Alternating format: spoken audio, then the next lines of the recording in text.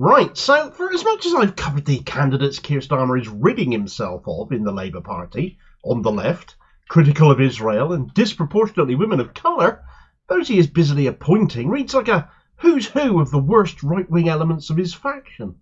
I have no idea what the collective noun for a bunch of Starmerroids is.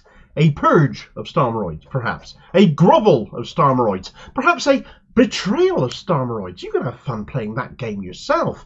And indeed, I put this question out to my YouTube community earlier. The above suggestions, my favourite picks that they came out with. But to say these are rewards for services rendered, signs of brazen corruption instead of fair process, and blatant abuse of alleged due diligence is an understatement. So if you had a Starmerroid forced upon your community, an imposition of Starmerroids, there's another one, and if you haven't, do you really want such people as those I'm about to introduce you to in positions of power running the country? Are you blocking left-wing candidates from standing in this election? No. I've said repeatedly over the last 2 years as we've selected our candidates that I want the highest quality candidates. That's been the position for a very long time. Right, so Keir Starmer there saying he's not purging left-wing candidates, he's actually imposing the highest quality candidates. The trouble is, when you look at those getting told they aren't good enough, they have been disproportionately ethnic minority women, and of course all have been from the left and all have been critical to one degree or another of Israel. The candidates being chosen to stand, however, are all right-wing, overwhelmingly white and male, and indeed to varying degrees not critical of Israel whatsoever. These are not high-quality candidates, these are the quality equivalent to a Thames water outflow. And indeed, when at least 5 members of the Labour National Executive Committee have been given candidacies, the people who decide who the quality candidates are, giving themselves seats in effect, it is nothing less than brazen and public corruption. Of course, when we look at the Starmer candidates being imposed now, or picking seats for themselves, an easy excuse for Starmer now that Sunak has called the election with so many seats still unfilled is that they haven't had time to do the proper selection processes. But the biggest name being spoken about in this mess, this miasma of Starmerroids, is Luke Akehurst, an NAC member, a Labour fixer, and a literal lobbyist for Israel. It's really hard to not actually make this video entirely about this guy because he is probably the most dangerous man in the Labour Party, and by virtue of being on the National Executive Committee has, to all intents and purposes, picked his own seat as to where he wants to stand, and he's picked North Durham, where the outgoing retiring Labour MP Kevin Jones holds a majority of 4,700. Though in 2017, the height of Corbyn's time in charge of the party, this was nearly 13,000. And of course Akehurst is betting on those sort of numbers based on current polling coming to him. Labour have held this seat since 1983, so he's on the face of it, on his way to Parliament finally, after failing to get there previously on his own merit. This is a guy who couldn't even get recommended for the National Executive Committee by his own constituency in Oxford. Even they can't stand him, the people who know him best. So to say it's an insult to the people of North Durham that a guy from Oxford is now being imposed on them, that's an understatement too. It won't just be the left that will be horrified at this hard-right ultra-Zionist being imposed on them.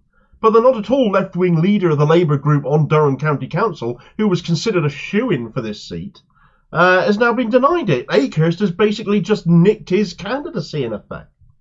But it is impossible not to look past the fact that this very much devout pro-Israel chap, though not Jewish man, is a professional lobbyist for Israel, director of We Believe in Israel, a literal lobbying firm called that, with ties to the Israeli state via BICOM, which is the British Israel Communications and Research Centre, which is Britain's most proactive Israel lobbying organisation.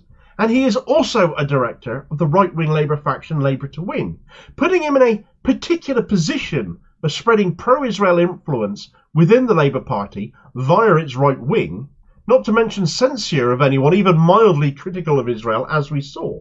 For example, in the case of Faiza Shaheen being dropped as a candidate, despite she having spent 4 years building her local patch up into a seat Labour could now win. And now Akehurst could end up in a position whereby if Labour win the election and he wins his seat, he could be making laws governing us all in that same vein that he's been acting within the Labour Party. But when the question of being a high-quality candidate comes, Akehurst should be a man Keir Starmer is now constantly confronted about. in my current job, and every time is hugely moving and very enjoyable for me. But so 2005, I get invited, and I turned around to Jeremy Newmark, who I think was already working for the JLC then, but it was his exact same generation of me in student politics. He had been running UJS when I've been running Labour Students. I was like, why didn't you take me then? Why didn't UJS take me? They were always taking groups of student leaders on study tours to Israel. And why? I was like, why did I have to wait till 2005, until 12 years after I graduated? And Jeremy was like, well, when we put together the list of who to take, you were so outrageously pro-Zionist that we thought it was a total waste of our money to bother taking you to Israel, because the idea was to get people on side that were not already on side. So that was why it took me rather a long time to get there. Jackie has mixed antecedents, Jewish on one side and Caribbean on the other side. And I can only interpret her remarks as somehow playing out some inner conflict where she kind of feels very uncomfortable about the two parts of her heritage rather than celebrating both of them.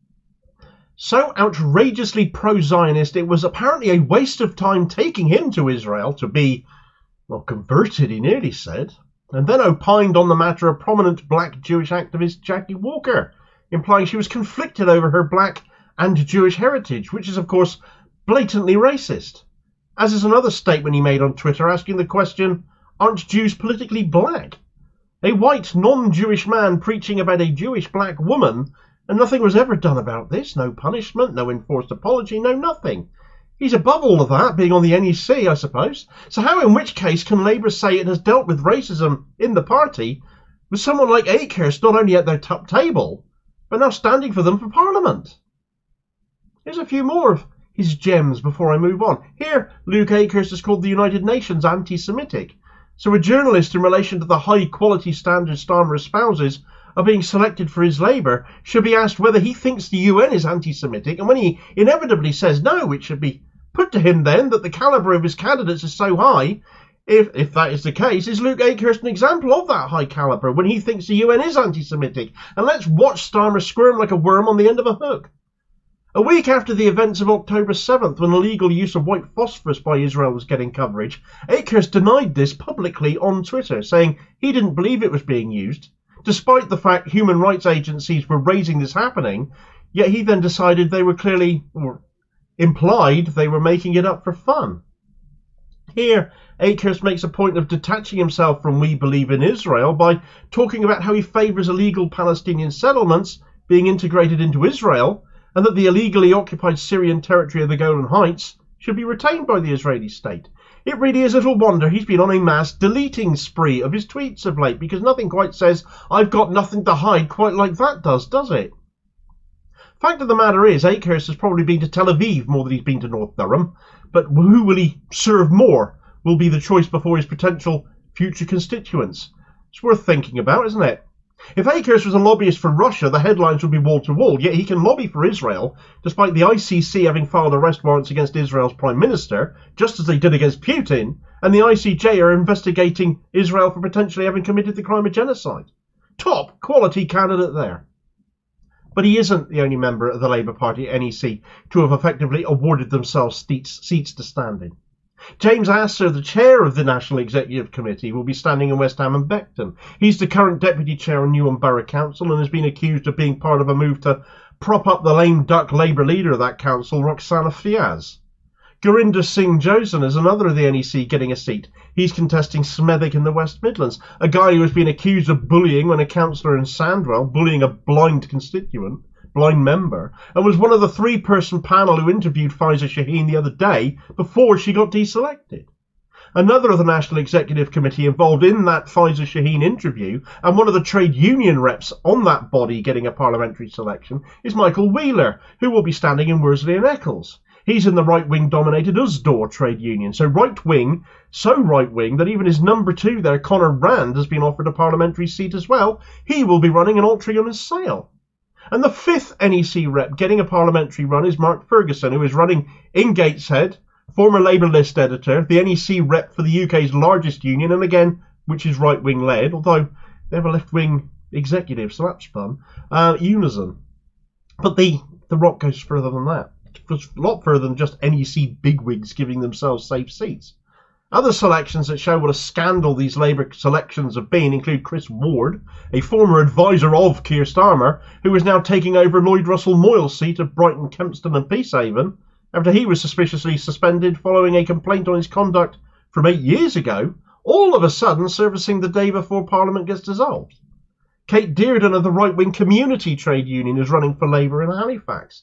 Georgia Gould, the council leader on Camden Council, so in Keir Starmer's constituency itself, she's a woman who has blocked any discussion on a Gaza ceasefire from happening on that council, and was apparently a supporter of taking tents from the homeless, and she appears to have got the nod for services rendered and is now standing in Queen's Park and Maida Vale. And Shama Tatler is a Luke Akehurst lackey from Labour to Win, that right-wing faction of his, and despite being from Brent, she will now be standing where Faiza Shaheen has just been dumped out of, Chingford and Wood Green. But then Tatler is a member of the Jewish Labour movement, and Shaheen was a pro-Palestine campaigner. The whole thing stinks to high heaven. These are not high-quality candidates. They are right-wing dregs.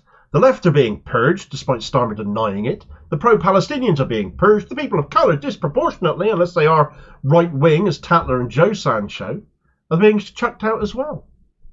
Faiza Shaheen is apparently now considering a legal challenge to her deselection. That will be fun to watch Labour defend, though courts are often loath to involve themselves within party selections, party business. However, Labour really do bear looking at, and if you want the full details of what Labour have done to one left candidate in order to get another Zionist shill in the running, believing those huge poll numbers as they clearly do and deciding they can get away with any bad press on this, you should definitely watch this video recommendation here, and I'll hopefully catch you on the next vid. Cheers, folks.